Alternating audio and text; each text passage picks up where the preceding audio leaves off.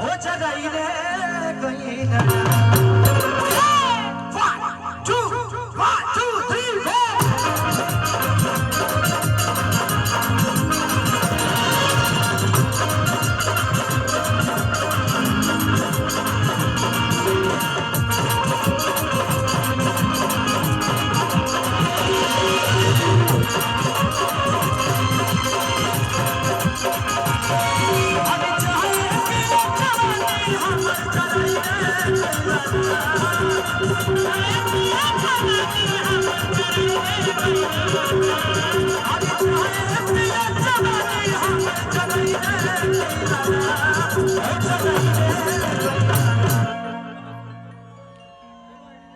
जतना बुझे लो कि खेसरिया बहुत खुश हुई।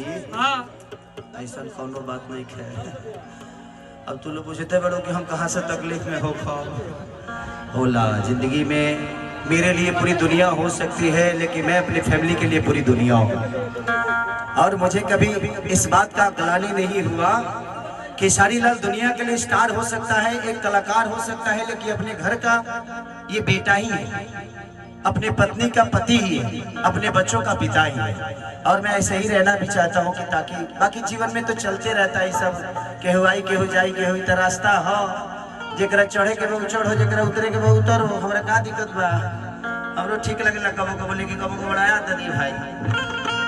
एगो नचनिए कारा भीम दादा ले ले बरा।